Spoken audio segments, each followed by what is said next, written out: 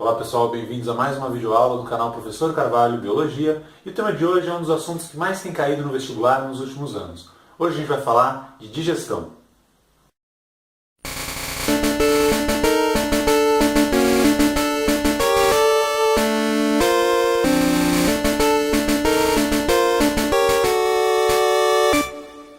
Bom pessoal, bem-vindos a mais uma aula. Vamos então falar de digestão. Imaginem vocês no vestibular se deparando com a seguinte questão. Defina o que é a digestão. E aí, para a gente definir digestão, a gente pode dizer o seguinte, a digestão nada mais é do que a transformação de macromoléculas, então de moléculas muito grandes, em micromoléculas, moléculas menores, para que a gente possa absorver, certo? Então no processo de digestão, por exemplo, a gente vai pegar aquele pedaço de carne cheio de proteína e vai decompor essa proteína em moléculas menores. O nosso sistema digestório ele não é capaz de digerir moléculas grandes, macromoléculas, como por exemplo as proteínas e os carboidratos. Então a gente precisa pegar essas proteínas e transformar em moléculas menores. Certo?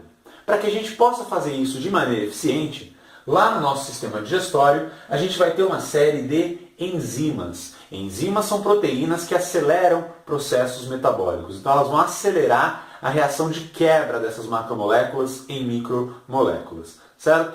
A gente pode dizer que as enzimas são agentes catalisadores, aceleram o processo de digestão. Então, ao longo do nosso trato digestório, em cada um dos órgãos, vão existir enzimas diferentes que vão fazer essa quebra dessas macromoléculas. Beleza? É importante, pessoal, que a gente saiba quais são as principais macromoléculas. São 4. Acompanhe comigo. Proteínas, carboidratos, gorduras, que são os lipídios, e ácidos nucleicos. Todas essas moléculas são moléculas orgânicas polimerizadas, ou seja, são formadas por uma série de moléculas menores organizadas em cadeia. Então a gente tem que pegar essas macromoléculas e quebrar lá no nosso sistema digestório. Quebrar no quê? No que a gente vai transformar essas macromoléculas? Então acompanhe comigo. As proteínas são moléculas muito grandes que a gente encontra em carne, leite, ovos. A gente encontra com uma grande quantidade em vegetais também. Tem várias proteínas em verduras verdes escuras, a gente encontra em nozes, castanhas e a gente encontra nos cogumelos também. Tá? As proteínas têm função construtora. Certo? As proteínas são formadas por diversos aminoácidos unidos. Então, quando se fabrica uma proteína no meu corpo, o ribossomo pega esses aminoácidos e junta, formando uma grande proteína. No processo digestório, mais especificamente lá no meu estômago, começa a digestão dessas proteínas, começa a quebra dessas grandes proteínas em moléculas menores, até chegar nos aminoácidos. Então não se esqueçam, proteínas são macromoléculas cuja quebra origina aminoácidos como micromoléculas. Certo? Seguindo esse mesmo raciocínio, quando eu falo de carboidratos, carboidratos a gente encontra principalmente em massas, pães, arroz, vamos encontrar em uma diversidade de vegetais, vamos encontrar os carboidratos nas frutas, e os carboidratos, além disso, são os açúcares. Então tudo aquilo que tem doce tem algum carboidrato envolvido, certo? Os carboidratos, pessoal, podem ser chamados também de polissacarídeos, Seria uma molécula polimerizada formada pelo encadeamento de vários açúcares. Então se eu pegar o amido presente no pão, esse amido é formado por uma série de açúcares menores. Esses açúcares menores são chamados de monossacarídeos. Então na hora que eu como um pão, por exemplo, na hora que eu como arroz, o amido, que é um carboidrato, vai se decompondo em moléculas menores chamadas de monossacarídeos. Beleza? As gorduras, os lipídios também têm que ser quebrados. Lipídios vão ter tanto uma função energética quanto uma função construtora. São alimentos que a gente chama de alimentos mistos, por acumularem duas funções. E na hora de quebrar os lipídios, a gente obtém os ácidos graxos, certo? Os esteróis. Beleza?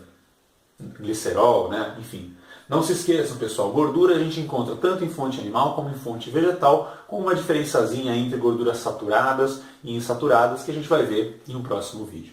E por fim a gente tem os nossos ácidos nucleicos, DNA e RNA. Eles também são moléculas grandes formadas por uma série de moléculas menores em cadeia. Essas moléculas menores que compõem o DNA, que compõem o RNA, são chamadas de nucleotídeos, certo?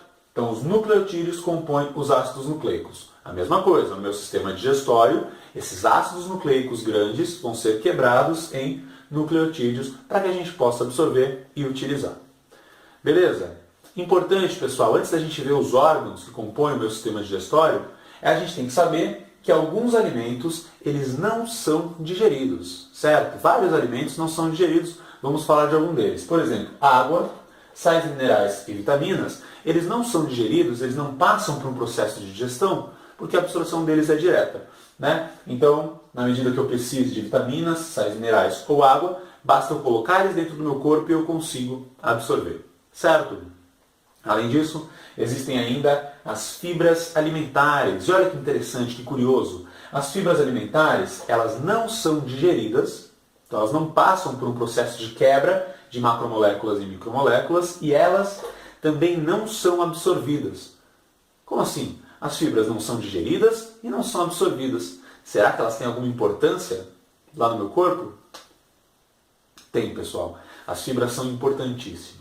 Tá? As fibras, elas aparecem principalmente na casca celulósica que forma os alimentos vegetais. Então, normalmente as fibras são formadas por celulose. Como assim que forma a casca dos alimentos vegetais? Ora, se eu pensar no arroz branco e no arroz integral, vocês devem saber que o arroz integral tem mais fibras. Como assim mais fibras? Ele tem a casca, né? Então, o arroz branco e o arroz integral, a diferença nada mais é que o arroz integral ainda tem a sua casca. O arroz branco ele perdeu a casca. A mesma coisa quando a gente pensa no trigo integral, né, e uma série de outros alimentos integrais. Integrais porque eles são inteiros, né, não perderam a casca. Olha, essa casca é celulósica, essa casca é fibra alimentar. Ela não vai ser digerida e não vai ser absorvida. No entanto, uma vez que essas fibras alimentares elas estejam presentes dentro do meu bolo fecal, elas vão manter o bolo fecal hidratado. Certo? Elas vão evitar que o bolo fecal perca água.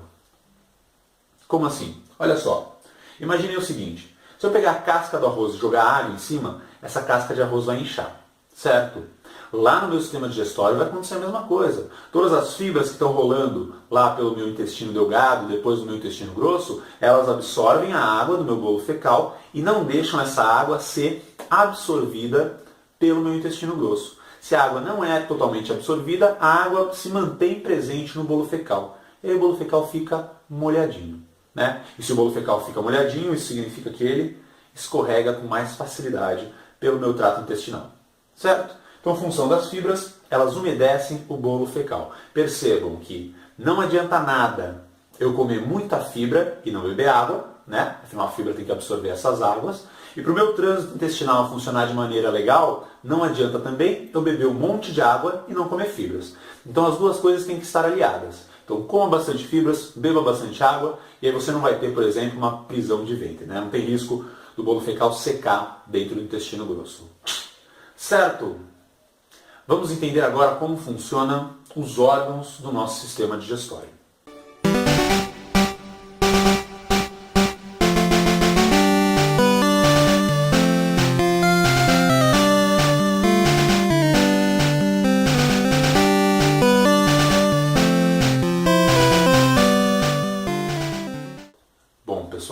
Vamos então entender quais são os órgãos do sistema digestório e como eles funcionam, certo?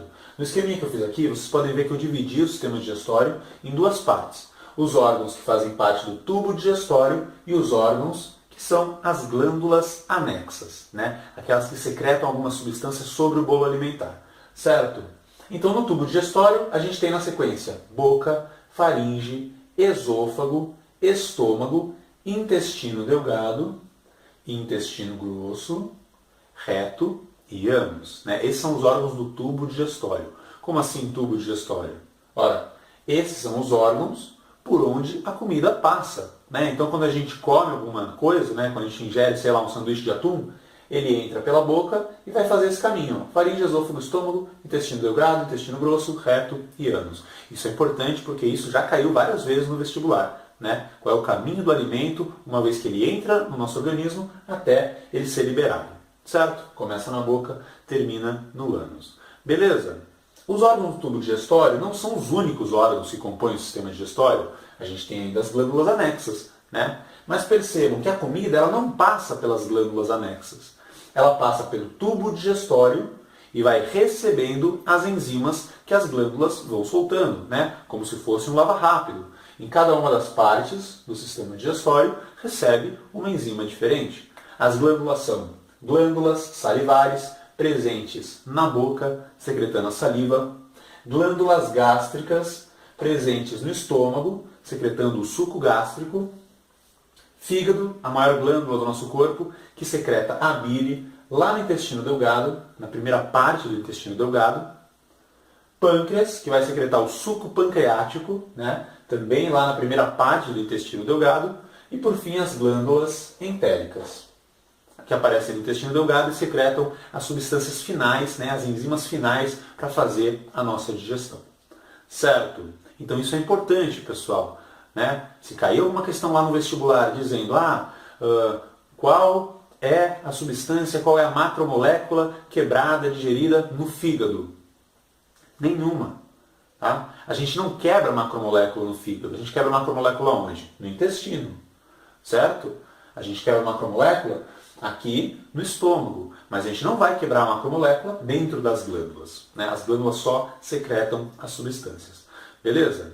No vestibular, o que tem caído mais é qual é a secreção de cada uma dessas substâncias, quais são as enzimas que compõem cada uma dessas secreções. Então, quais são as enzimas do suco pancreático? Quais são as enzimas do suco gástrico? Será que tem enzima na bile que o fígado secreta?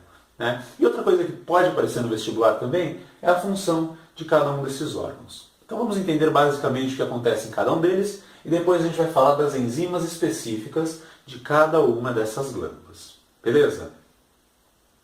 Bom, então vamos lá. Né? Começando pelo primeiro órgão do nosso tubo digestório, que é a boca. Certo? Imagina que vocês acabaram de ingerir um sanduíche de atum. Eu gosto de pensar no sanduíche de atum porque a gente tem ali, porque ele é saudável, e a gente tem ali as 4 macromoléculas importantes para serem digeridas. Né? A gente encontra no sanduíche de atum as proteínas, a gordura, o carboidrato e os ácidos nucleicos. Então, na hora que você coloca esse sanduíche de atum dentro da boca, começa um processo de quebra mecânica, né? Um processo físico de quebra desses grandes pacotes de macromoléculas, que é a mastigação. Quando eu faço mastigação, eu transformo um grande bolo de proteína em bolinhos menores, certo? A mastigação ela é importante, ela vai facilitar o trabalho do resto do meu sistema digestório. Mas a mastigação em si, ela não transforma macromoléculas em micromoléculas, certo? A mastigação transforma grandes pacotes de macromoléculas em pequenos pacotes de macromoléculas, certo? Para transformar as macromoléculas em micromoléculas, eu vou precisar da ação das enzimas. Aqui na saliva já existe uma enzima atuando, chamada de pitialina, que faz a digestão principalmente do amido. Ela pode ser chamada também de amilase salivar. Então o pão, lá daquele sanduíche de atum, já começa a ser digerido. Beleza? Depois da boca, aqui na faringe, o alimento vai ser engolido, né? Então a faringe vai participar do processo de deglutição, engolir esse alimento. Esse alimento ele vai passar pelo esôfago. O esôfago ele possui uma parede com mucosa, o que facilita, né, o deslizamento desse alimento que acabou de ser ingerido. E esse alimento cai no estômago. No estômago, pessoal, o que vai acontecer é principalmente a digestão de proteínas. Então eu possuo no meu estômago uma série de enzimas que digerem proteínas. Certo? Uma delas é importantíssima, que é a pepsina. Beleza? A pepsina, olha que interessante, ela só funciona em meio muito ácido. Então a pepsina não vai funcionar em um meio neutro ou em um meio básico. Isso significa que aqui no estômago as glândulas gástricas vão secretar, além da enzima pepsina, ácido clorídrico, que vai acidificar o meu estômago para facilitar a digestão de proteínas. Certo? Na verdade, o ácido clorídrico ele atua fazendo com que a pepsina se torne ativa. Né? Ela é secretada numa forma inativa chamada de pepsinogênio e o ácido clorídrico transforma ela em pepsina. Beleza? Então a pepsina vai lá e digere essa carne, por exemplo, do peixe que eu acabei de comer. Mas uma dúvida. Se aqui eu tenho essa liberação em meio ácido, né? E se esse ácido ele atua corroendo a carne, como é que esse ácido não vai corroer a parede do meu estômago, que também é formada de carne? O que acontece é que lá no estômago vai existir um muco protetor. E esse muco protetor, ele impede até certo ponto que esses ácidos façam algum mal para a gente. Certo? É óbvio que se a pessoa tiver uma liberação muito grande de ácido, esse muco não vai dar conta. E a pessoa pode ter, por essa acidificação do estômago, alguma lesão na parede. Né? Pode causar uma úlcera, uma gastrite, sei lá, se a pessoa estiver liberando muitos ácidos. Certo? Bom, então o sanduíche de atum já começou a ter aqui o pão digerido. Né? Quando ele cai aqui no estômago, a proteína também começa a ser digerida pela ação da pepsina. Aí quando ele vai entrar no intestino, ele tem que começar também a digestão das gorduras, a digestão dos ácidos nucleicos. E a primeira coisa que participa desse processo é a bile, secretada pelo fígado, certo? Só que a bile não tem nenhuma enzima. Se a bile não tem nenhuma enzima, como pode ser? Né? Como é que a bile vai atuar nesse processo de digestão? Simples. A bile, ela funciona como se fosse um detergente corporal. Né? Sei lá, detergente corporal. Né? A bile, ela tem uma ação emulsificante. Então ela faz moléculas polares, como por exemplo a água, se misturarem com moléculas apolares, como as gorduras. Certo? Isso é importantíssimo, pessoal. Imaginem que quando eu como alguma coisa, algum alimento, esse alimento chega aqui com grandes placas de gordura que não estão se misturando ao resto do bolo alimentar. Para que essas placas de gordura se misturem, eu preciso de uma espécie de sabão, de uma espécie de detergente. Quem faz esse papel é a bile. Certo? Mas olha só, vamos pensar no seguinte. A bile, ela vai fazer esse papel de sabão. Né? Então, se eu como um pouco de gordura, o meu fígado libera essa bile e essa bile atua emulsificando, fazendo com que a água e a gordura se misturem. Agora, se eu comer uma quantidade muito grande de gordura, talvez a bile que meu fígado acabou de produzir não seja suficiente. Né? E aí, como é que eu vou fazer? Eu vou deixar essa gordura passar para o intestino? Não. O que vai acontecer é o seguinte, o fígado, olha só que interessante, né? Ele possui uma vesícula anexa, chamada de vesícula biliar. Então é a vesícula que guarda bile, eu vou chamar ela aqui de VB. E a vesícula biliar vai ter ali um estoque de bile. Então no momento que a pessoa comer uma grande quantidade de gordura, essa vesícula biliar vai liberar uma grande quantidade de bile e aí toda essa gordura que a pessoa comeu é emulsificada, né? Se mistura com a água. Beleza?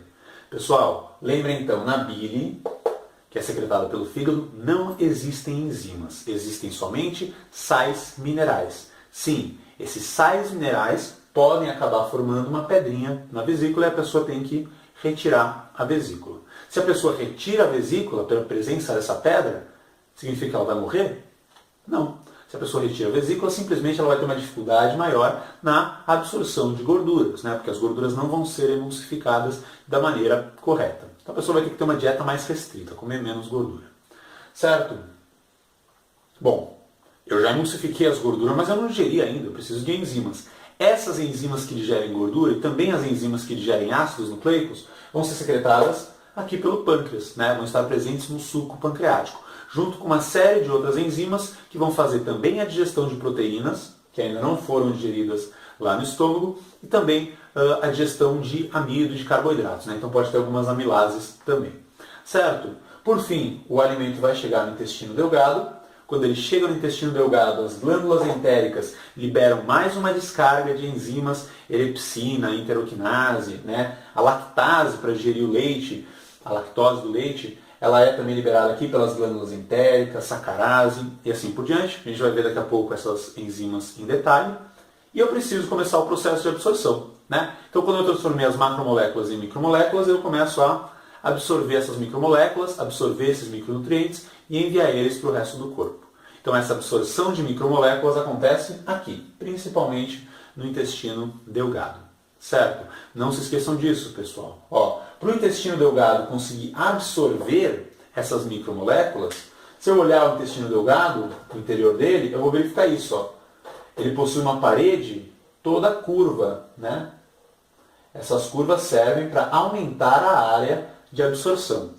E dentro das células a gente vai ter ainda as microvilosidades, que aumentam mais ainda a capacidade de absorção.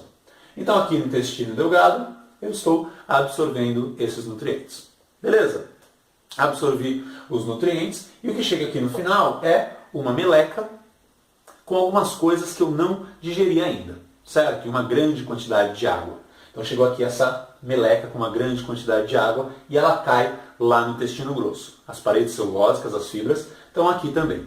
E o intestino grosso vai ter como função fazer a absorção da água desse bolo alimentar, né? Vai reabsorver a água e o que era uma meleca vai gradualmente se transformando em um bolo fecal, certo? Lembrando que se não tiver fibras, pode acontecer no intestino grosso tirar a água em excesso e aí esse bolo fecal vai ficar muito seco, podendo empedrar aqui dentro, né? O que vai causar a prisão de ventre, a constipação, certo? Mas se tiver fibras, aí, embora o intestino grosso absorva a água, um pouquinho de água vai ficar no bolo fecal e aí ele vai escorregar com mais facilidade, certo? Tendo fibras, tendo água, o trânsito intestinal ele é facilitado. Esse bolo fecal vai percorrer aqui os 3 cólons, mais o cólon sigmoide, vai ser armazenado no reto até a hora de defecar, né? Na hora que a pessoa defeca, ela libera esse ânus, que é formado principalmente por bactérias, então a maior parte do bolo fecal é bactéria e um restinho é aquilo que a gente não digeriu. Certo, pessoal? Então entendemos como ocorre o fluxo no nosso sistema digestório, né? Como que o alimento vai se transformando até ser absorvido no intestino delgado para depois ser liberado pelo ânus. Como eu falei para vocês, o que mais tem caído no vestibular nesses últimos anos são características das glândulas, né? Então, por exemplo, quais são as enzimas da glândula salivar? Eu falei para vocês que uma delas é a amilase, só que tem outras que a gente tem que saber também, tá? Então eu vou refazer agora o quadro, anotando para vocês as características principais de cada uma dessas glândulas, certo? Então vamos lá, pessoal. Vamos entender quais são as glândulas salivares, as principais secreções, as enzimas de cada uma delas e como ocorre essa variação de pH. Olhem só. Então as primeiras glândulas lá secretando na boca são as glândulas salivares, que secretam a saliva. Como eu falei para vocês, a principal enzima presente na saliva é chamada de pitialina ou amilase salivar. Ela atua fazendo a quebra do amido, né, presente no pão, por exemplo, no caso daquele sanduíche de atum. Certo? Essa amilase salivar, ela quebra o amido em moléculas menores, mas não chega a quebrar ele em monossacarídeos. Ou seja, ela quebra o amido em moléculas menores, mas que ainda precisam ser quebradas, né? A principal molécula oriunda da quebra do amido é a maltose. E quem vai digerir essa maltose é uma outra enzima.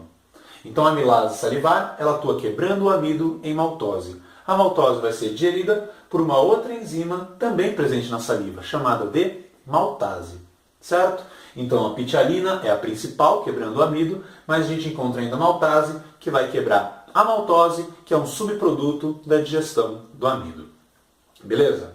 Além disso, a gente encontra na saliva ainda a catalase, isso mesmo, aquela enzima presente nos lisossomos que atua em reações oxidativas, como aí a quebra da água oxigenada, né, peróxido de hidrogênio.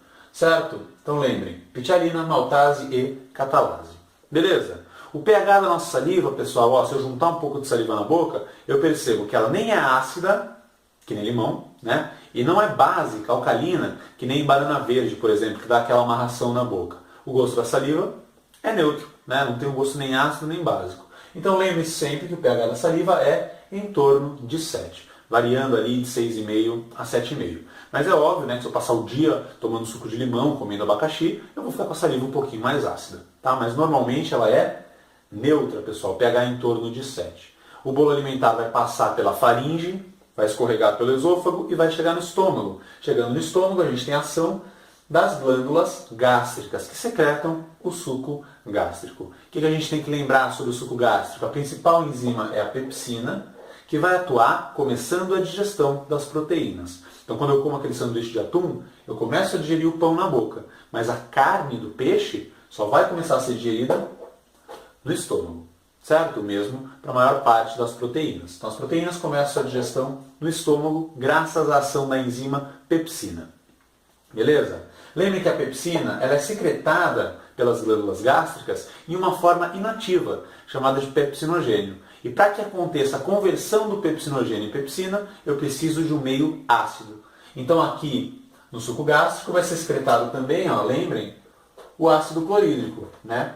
HCl. O ácido clorídrico é um ácido super forte, né? Super corrosivo. Olha só o pH. Era 7, era neutro, mas aqui na glândula gástrica o pH baixa para 2, pessoal, pela presença desse ácido clorídrico, certo? O ácido clorídrico ativa a pepsina e facilita a digestão de proteínas, certo? Aí o bolo alimentar, então, o sanduíche de atum, já começou a ser digerido o pão, já começou a ser digerido a carne, mas a gente tem placas de gordura nesse bolo alimentar. Para eu poder emulsificar essas placas de gordura, para eu fazer com que essas placas de gordura se misturem com a água, se tornem miscíveis, eu preciso da bile, né? O sabãozinho, o detergente lá do nosso sistema digestório.